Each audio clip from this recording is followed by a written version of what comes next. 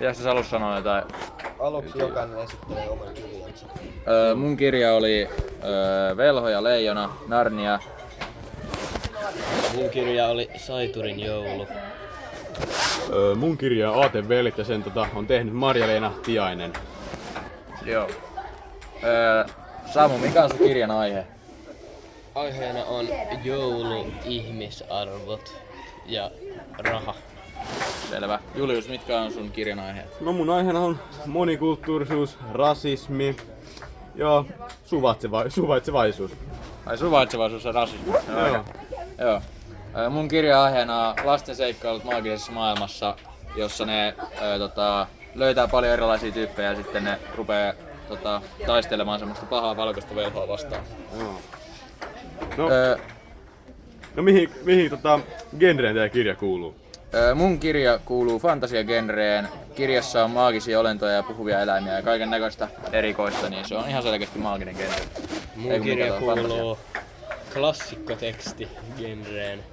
Entä Julius, mihin sun kirja kuuluu? No reaaliseen genreen ja se kertoo niinku oikea elämän niinku asiasta, mitä voi ihan normielämässä tapahtua. Joo. Millainen päähenkilö Julius sun kirjassa on? No mun päähenkilö on semmonen pieni poika, joka on kouluikäinen, se isoveli on rasisti ja se on saanut vähän vaikutteita siitä ja se se isoveli kuuluu siihen aatevelet semmoseen ryhmään, jotka ovat äärioikeistolaisia ja se Aapo, joka on kirjan päähenkilö, saa vähän vaikutteita siitä. Joo. Minkälaisia vaikutteita se saa siltä isoveljeltä? No se saa semmosia vaikutteita, että se itekin olisi vähän rasisti ja se saa tuntea niinku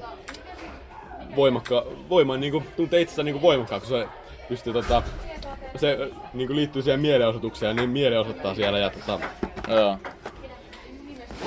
Samppa, millainen sun päähenkilö on? Se on semmonen vanha mies, joka on tosi ahne ja hyväksikäyttää köyhiä ihmisiä ja tykkää paljon rahasta ja vihaa joulua. Miksi se vihaa joulua? Koska silloin menettää paljon rahaa ja se ei halua menettää yhtään rahaa. Okei. Leo, millainen päähenkilö sun kirjassa? Mun päähenkilöitä on 4 ja ne on ne sisarukset Peter, Susan, Edmund ja Lucy. Ne on rohkeita ja uteliaita lapsia, jotka on lähtenyt sotaa karkuun semmoseen kartanoon ja sitten sieltä kartanosta pääsee sitten yhden kaapin kautta semmoseen salaiseen maailmaan, jonka nimi on tosissaan Narnia. Millaisia sivuhenkilöitä Julius sun kirjassa on? No mun sivuhenkilöt on Aapon isoveli on se Pete, se kuuluu siihen aatevedeseen joukkoon ja sit on Aapon kaveri Saku, sen isoveli on Jussi ja se on myös se Peten kaveri. Ja se on Aapon luokkalaisia on Sara ja Amanda ja se Aapo on ihastunut siihen Saraan. Joo. Samu, millaisia sivuhenkilöitä sun kirjassa on? Siihen kuuluu niitä menneiden jouluja, niitä haamuja ja tulevia jouluja. Sitten se sen vanhan miehen, se vanha työkaveri, joka oli kuollut.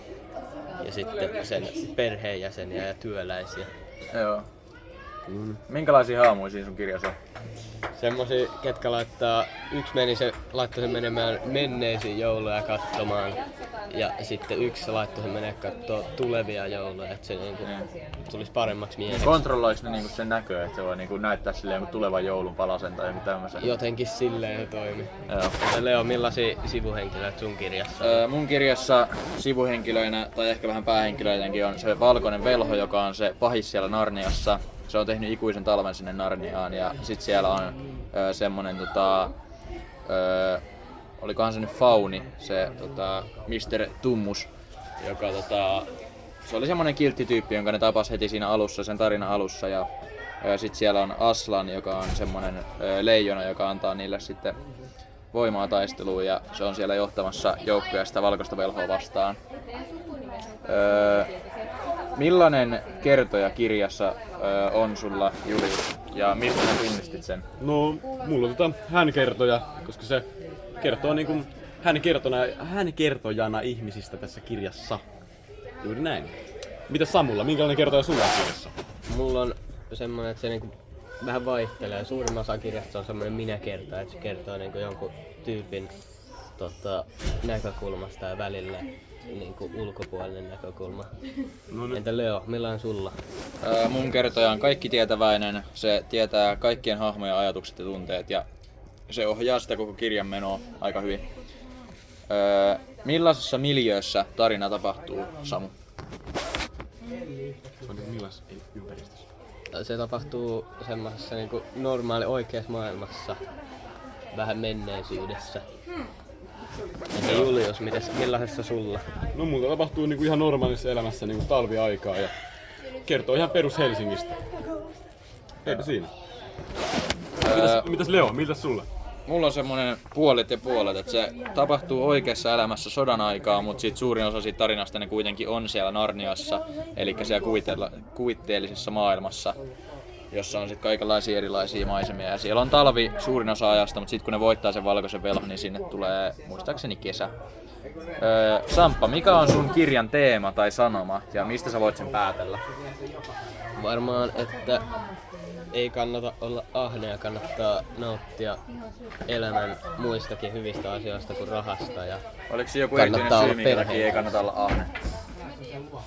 että on parempi elämä ja voi viettää enemmän aikaa perheen ja kavereiden kanssa. Kannattaako sit olla antelias mieluummin? Joo, koska ihmiset tykkää susta silloin enemmän. Entä Julius? No mun kirjan sanoma on semmonen, että niinku sanotaan, että miksi niinku ei kannattaisi olla rasistia, niinku, että minkälaisia poliittisia kannanottoja niinku voi olla, mitä muita kuin äärioikeistolainen. Ja siinä kerrotaan myös, että niinku, miten pystyy niinku pääsee rasismista eroon. Että miten... Joo. Näyttääkö se kirja sun mielestä hyvin sitä, että miten huonoa rasismi tekee Suomelle? Joo, siitä näkee suoraan, että se pahoinpitelevät niitä, tekevät heittävät polttopulloja, niitä kokoontumisiin. Ne ryöstää ehdottomasti ja no kaiken puolin haittoja. Joo, mun kirjan teema on hyvä ja paha. Siinä on rohkeutta ja uhrautumista ja tää näkyy niissä lasten taistelussa esimerkiksi sitä valkoista velhoa vastaan, että Aslan uhrautui sen Edmundin puolesta ja antoi itsensä uhrattavaksi ja sitten myös niinku sen takia, että Narnia pelastuisi ja sitten nämä lapset kanssa, ne on paljon uteliaita ja rohkeita, että ne menee joka paikkaan ja tutkii kaikki paikat, vaikka se onkin aika vaarallista, mitä ne tekee siellä. Julius, miten kirja ottaa kantaa elämän suuriin kysymyksiin kautta yhteiskunnallisiin ongelmiin? No yhteiskunnallisia ongelmia, niin No monikulttuurisuus, no rasismi ylipäätään ja suvaitsevainen kaikki ihmisiä kohtaan ja riippumatta niiden ihonväristä ja iästä ja syntymästä ja näin. Se ottaa kantaa silleen, että niinku, mitä tapahtuu, kun sä oot vaan erkaannut, niin kun sä oot vaan yksin aina ja hyväksikäytät ihmisiä ja sua ei niinku kiinnosta mikään muu kuin raha. Entä Leo sulla? No mun kirja, niin se kertoo niinku moraalista ja siitä, että mikä on niinku hyvä ja paha ja siitä, että millä tavalla sun pitää niinku, tai miksi sun pitää tehdä hyvää. Ja sit se kertoo myös uskollisuudesta ja tämmöisestä, että ei kannata pettää sun ystäviä tai sisaruksia, koska se yleisesti ottaen johtaa huonoihin tuloksiin. Et sun kannattaa niinku olla semmoiset tyypit, joihin voi luottaa ja sun kannattaa itse olla semmonen ihminen, johon voi luottaa. Ja se voi tunnistaa mun kirjassa näiden ihmisten valinnoista ja niistä, mitä ne tekee. Samu, mistä sä pidit sun kirjassa erityisesti? Siitä, miten siinä näytetään, että niinku, ei kannata olla yksin, vaan kannattaa viettää aikaa perheenkin kanssa, eikä vaan yrittää hankkia rahaa ja olla ahne. Entä Julius? Mistä sä pidit sun kirjassa? No mä pidin mun kirjassa siitä, kun tässä kerrotaan kaikki niinku tässä ei sensuroida mitään sanoja ja tässä kerrotaan kaikki niinku asiat niin miten se on. Ja tää aihe on todella tärkeä, koska rasismihan on erittäin väärin ja pitäisi olla suvaitsevainen kaikkia ihmisiä kohtaan. Mites Leo? Mitäs sun mielestä? No mä pidin mun kirjassa erityisesti siitä, että se oli aika menevä silleen, että se ei ollut, musta tuntui silleen, että vaikka jotkut kohtaukset oli aika pitkiä, niin silti ne jotenkin tuntui, että se meni aika hyvin läpi ja se oli semmoista mielenkiintoista luettavaa, kun monesti nuorten kirjallisuudessa, niin siinä kuvaillaan jotain penkkiä puolisivuun, niin se ei ole oikein mun makuun, mutta oli tosi hyvä ja siitä sai tosi hyvän käsityksen siitä, että millainen maailma tossa on ja mitä kaikkea erilaisia ihmisiä ja eläimiä siellä on ja sitten totta kai kans se moraaliset opetukset ja tämmöiset, mitä siinä oli, niin kyllä ne on semmosia hyviä asioita pitää mielessä. Julius, mistä sä et pitänyt sun kirjassa ja minkä takia? Mä en pitänyt mun kirjasta siitä, koska kirjassa siitä asiasta, joka... No siis siitä, koska... No siis... Koska ne ATV-liin kuuluvat ne Jussi ja Pete, niin ne pahoinpiteli sen pizzakuskin. Koska se pizzakuskin pitäjä on se pizzakuskin... Niin siis se on hyvä yrittäjä ja hyvä ihminen. Niin, Ja... se pizza.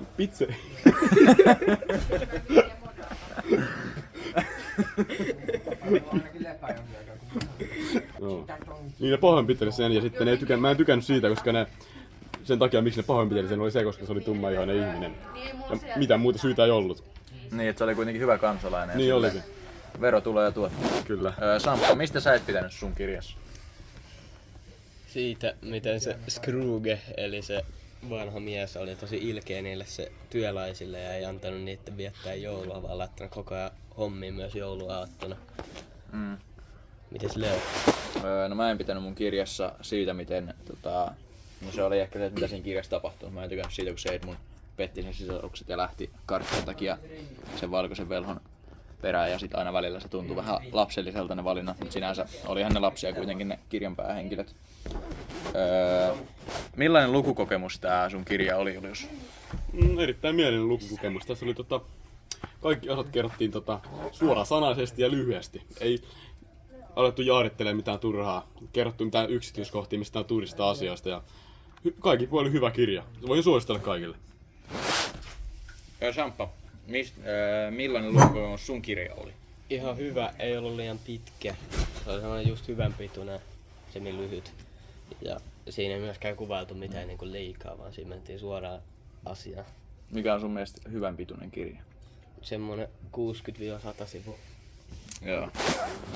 No mitäs Leo, minkälainen lukukokemus sun kirja oli sulla? No se oli aika viihdyttävä ja nopeatempoinen ja sit se herätti aika hyvin mielikuvitusta ja sit siinä tuli kans aina välillä pohdittua syvällisesti hyvä ja paha kamppailua ja kaikkia tämmösiä moraalisia dilemmoja ja asioita mitä siinä kirjassa tapahtui. Ja, joo, oli se ihan viihdyttävä lukea. Onks jollakin vielä jotain, mitä haluaa kertoa omasta kirjastaan? No, mulla on kysymys, että Samu, minkä arvosanan sä antaisit omalle kirjalle, minkä sä oot lukenut? Varmaan 7,5. No niin, se kuulostaa hyvältä. Julle, minkä arvosanan sä antaisit? No mä antaisin tälle kirjalle täyden 10. Joo. Mä antaisin omalle kirjalleni ehkä semmosen 9. Ihan jees, mut ois se ehkä vähän lyhyempi voinut olla, että se 200 sivua vähän nafti lukea kuitenkin. No niin. Onko Samppa halus kysyä vielä jotain? Ei oo kysymys. Joo. Ei mullakaan. Noniin. Ja tää on Julius, Samu ja Leo äänitys.